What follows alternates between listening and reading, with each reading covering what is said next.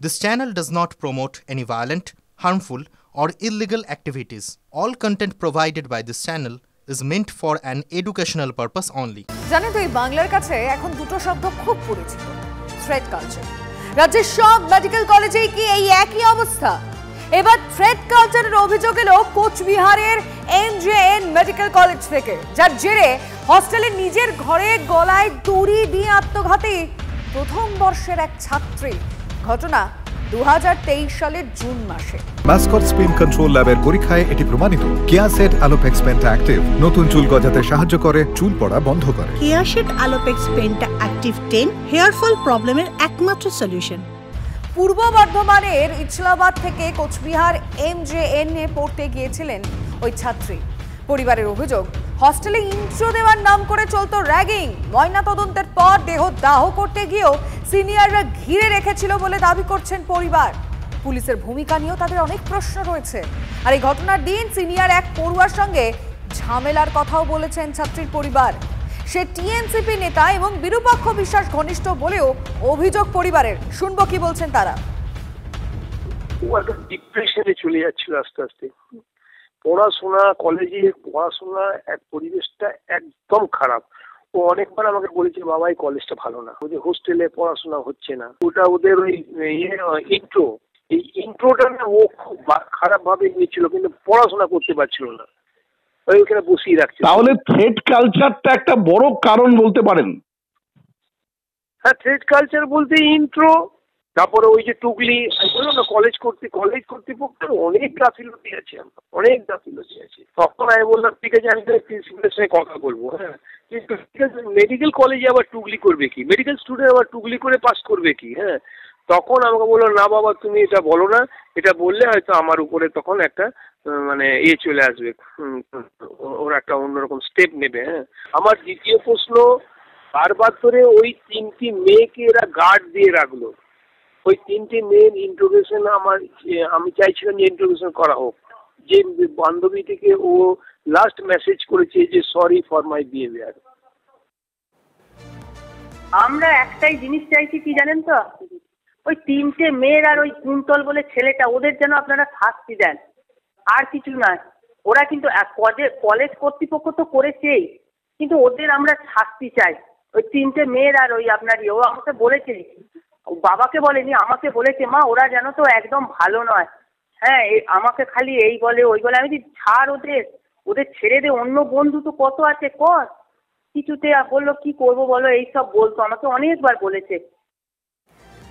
সরাসরি এই বিষয়ে কথা বলবো, আমাদের রিপোর্টার সুমন কল্যাণ ভদ্র আমাদের সঙ্গে রয়েছে। সুমন, এটা একদম চাঞ্চল্যকর একটা অভিযোগ, এবং ছাত্রীর বাবা মা যা বিস্ফোরক বক্তব্য সামনে রাখলেন তাতে সত্যি আমরা প্রত্যেকেই অবাক হচ্ছি। আর সুমন, এই যে কথাগুলো যেগুলো বললেন ছাত্রীর বাবা মা, এটা কি প্রমাণ করে দিচ্ছে যে মেডিকেল কলেজগুলোর রন্ধ্রে রন্ধ্রে থ্রেড কালচার রয়েছে?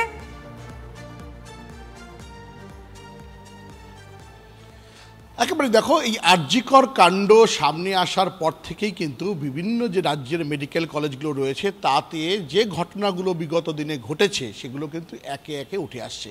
এই যে ঘটনা কোচবিহার এমজেএন মেডিকেল কলেজ হাসপাতালের, এই যে ছাত্রী, সেই ছাত্রী আত্মঘাতী হয়েছিল 1 বছর আগে। 1 বছর পর তার বাবা মা আজকে বলছেন যে কি পরিস্থিতি তৈরি হয়েছিল, এবং তারা অভিযোগ করেছিলেন, এবং যখন তিনি খবর পেয়ে এখানে আসেন তাদেরকে একটা ঘিরে রাখা হয়েছিল, এমন একটা পরিস্থিতি তৈরি হয়েছিল।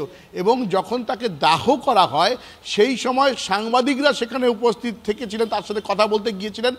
সাংবাদিকদের কাছ থেকে তাদেরকে সরিয়ে দেওয়া হয়েছে। ফলে কোথাও কি কোনো এক কিছু চাপা দেওয়ার একটা চেষ্টা, একের পর এক অভিযোগ উঠেছে। অভিযোগ প্রথমে কি, কেন এমন ঘটনা ঘটলো, এই ছাত্রীর বাবা তিনি যেটা জানাচ্ছেন যে কলেজে প্রথম দিন থেকে টুকলি চলছে পরীক্ষায়, অর্থাৎ দেখে দেখে লেখা। আমরা একাধিক খবর পরিবেশন করেছি এই সমস্ত কলেজের কিভাবে পরীক্ষা ব্যবস্থা হতো, কিভাবে নাম্বার বাড়িয়ে দেওয়া হতো। কিন্তু অধ্যক্ষ যে কিছু জানেন না, কলেজে দিনের পর দিন এরকম একটা মানে টুকলি চলছে, থ্রেড কালচার চলছে, এটা কি হতে পারে সুমন? অধ্যক্ষের সঙ্গে তো কথা হয়েছিল, আমরা বরং আমাদের দর্শকদেরকে শোনাই তিনি কি বলছেন। আমরা ফার্স্ট ইয়ারের স্টুডেন্টদের আলাদা রাখার ব্যবস্থা করেছিলাম, সেটাকে বিরোধিতা করে অন্য অজুহাত দেখিয়ে আমাকে ঘেরাও করা হয় সে সময়। এবং সেই ঘেরাওয়ে এই ফার্স্ট ইয়ারের স্টুডেন্টদের তারা মানে পার্টিসিপেট করতে বাধ্য করে। তারা ওই মেয়েটির বাবা, ওনার সঙ্গে আমার দীর্ঘ আলাপচারিতা হয়।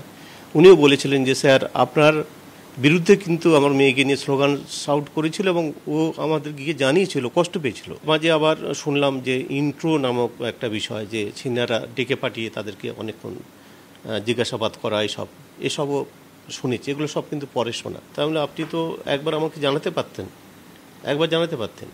তখন উনি যেটা বললেন যে আমি আসতে চেয়েছিলাম আপনার কাছে, কিন্তু উনি আসতে দেয়নি।